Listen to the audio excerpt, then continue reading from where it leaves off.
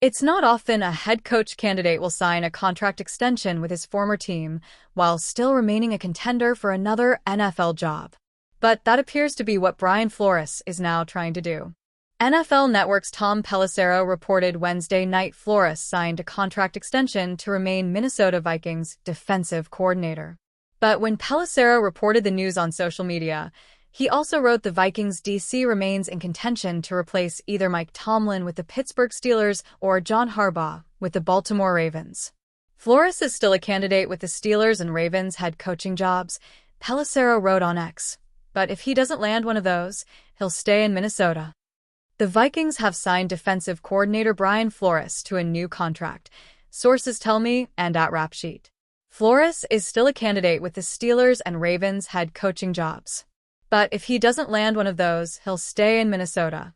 Flores met with the Steelers for an in-person interview Tuesday, which was a little more than 24 hours before his contract extension with the Vikings. Is Brian Flores still in contention for Steelers' job? NFL insiders tried to push the idea that Flores' new contract extension with the Vikings doesn't change anything with his head coaching candidacy. But it's worth wondering if that's the case. Then why sign the extension to stay in Minnesota? In Pelissero's defense, who first pushed the narrative Flores is still a candidate for the Steelers, the NFL insider explained the Vikings are now guaranteed to keep Flores unless he becomes a head coach elsewhere. Flores has been interviewing not just for head coaching opportunities this week, but also defensive coordinator openings. For Flores, he now has the security the Vikings won't fill his old position while he searches for a head coaching job. Flores is one of the NFL's top defensive minds, Pelissero wrote.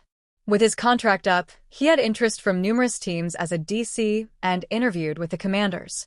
Now, the only way to get him out of Minnesota is as a head coach. Flores falling out of favor among Steelers HC candidates? The logic makes sense. But the extension will do little but cast doubt publicly on Flores' chances of landing a head coaching job elsewhere. If Flores was confident he was about to be hired as a head coach, he wouldn't need the Vikings extension. I get the play by Flores. Don't fall into the Matt Nagy trap of missing out on a HC offer and having your old position filled, wrote Steelers Depot's Alex Kozora. It just doesn't seem like a sign he's going to get an offer from the Steelers. Some pundits have considered Flores the favorite to be Pittsburgh's next head coach. It will be interesting to see if those opinions change with Flores' new Vikings contract. On Wednesday, the Steelers interviewed another former head coach, Mike McCarthy. On Friday, the team plans to meet with former Miami Dolphins defensive coordinator Anthony Weaver. Los Angeles Rams assistants Chris Shula and Nate Shilhasa have been hot names on social media surrounding the Steelers' head coach opening. The Steelers virtually interviewed both assistants. The team can't meet with them in person, though, until after the NFC Championship game. Flores posted a 24-25 record in 3 seasons as the Miami Dolphins head coach from 2019 to 21.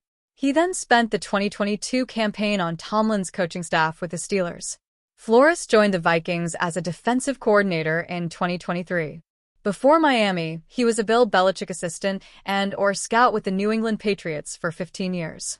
Head coaching searches across the NFL are starting to wind down, with the latest development coming from the Pittsburgh Steelers hiring Mike McCarthy. Pittsburgh now joins the Baltimore Ravens, Atlanta Falcons, Miami Dolphins, New York Giants, and Tennessee Titans as teams that have filled their head coaching vacancies in recent weeks as the league remains in the middle of the playoffs. The Steelers had recently interviewed McCarthy in person on January 21st, one day after speaking with Miami Dolphins defensive coordinator Anthony Weaver. Before that, they met with Minnesota Vikings defensive coordinator Brian Flores. There were reportedly more interviews still expected to take place, which made the sudden hiring of McCarthy especially surprising. Steelers opted not to wait to even talk with the Rams assistants, Chris Shula or Nate Shilhasa, Steelers Depot's Alex Kozora said. Not sure what the rush was, given that there was no other team pursuing McCarthy. That isn't the only criticism the Steelers have faced since the announcement, either. Former players and media voices have been quick to weigh in on the decision. Le'Veon Bell criticizes Mike McCarthy hire. So far, Pittsburgh's decision to hire McCarthy may be one of the most criticized moves of the entire coaching cycle. Much of the backlash appears to stem from the Steelers choosing a veteran retread over a younger, up-and-coming candidate. 4-13 incoming. But hey, at least Mike Tomlin isn't the coach of the Steelers anymore, right? Former Steelers running back Le'Veon Bell posted on X. NBC Sports' Matthew Berry took a similar approach, writing, "I am so here for this. Hey Steeler fans, you think you were frustrated with Tomlin? Wahahaha." McCarthy owns a 174-112-2 record as a head coach between the Green Bay Packers and Dallas Cowboys. Across 18 seasons, he's had only 5 losing years, including his final season in Dallas in 2024, when the Cowboys finished 7-10. Steelers go against the norm with Mike McCarthy hiring. One of the most surprising parts of the move is McCarthy's age and experience. Normally, that would be viewed as a positive, but not necessarily in Pittsburgh. These are not your father's Steelers or your grandfather's Steelers, Pro Football Talk's Mike Florio said. This is a break from tradition that went back to 1969. Pittsburgh's previous head coaches dating back to Chuck Noll were defensive specialists in their 30s who had no head coaching experience before getting the job. NFL insider Kevin Smith noted that while it's unlikely McCarthy will mirror the legacy or success of Noll, Bill Cowher, or Mike Tomlin, he could serve as a bridge to the next head coach. If the Steelers hire Shielhasa as OC, for example, McCarthy could be an ideal mentor, showing Shielhasa the head coaching ropes while Shielhasa gains the experience he needs to take over, Smith explained. Having McCarthy as HC, Shielhasa as OC, and a proven DC like Raheem Morris would be a pretty good trio, with the potential of Shielhasa moving into the HC position in a few years. It's tempting to kill the Steelers for this move, for some obvious reasons. McCarthy does not represent progress for Mike Tomlin. He is not a fresh start for the franchise, which has grown stale the past few seasons.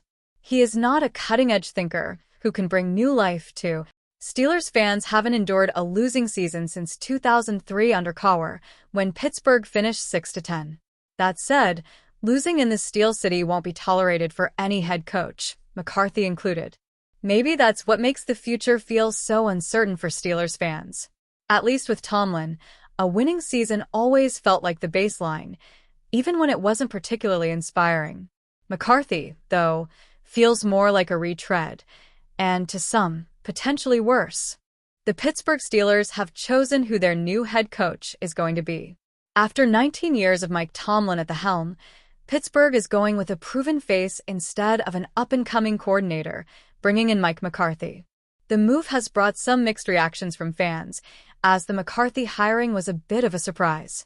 A former player for the Steelers made his thoughts on the move heard loud and clear.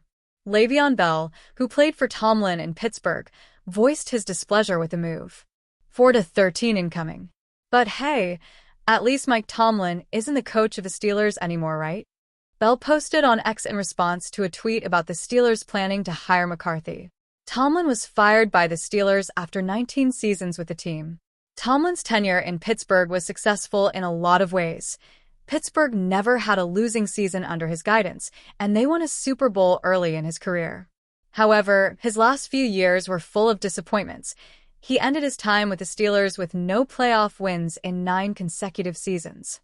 The lack of playoff performance despite being a regular postseason fixture eventually led to his departure. McCarthy, a Pittsburgh native, will coach his hometown team next season after taking a year off from coaching. McCarthy was fired from Dallas in 2024 after 4 seasons with the team. McCarthy's crowning achievement is winning the Super Bowl as the Green Bay Packers head coach along with Aaron Rodgers, who's now on the Steelers. He sports a .608 winning percentage in his 17 years as a head coach in the NFL. Will McCarthy give the Steelers their first playoff win in nearly a decade and finally make an impact in the AFC playoff scene? Or will Pittsburgh fall into the same purgatory they were stuck in with Tomlin?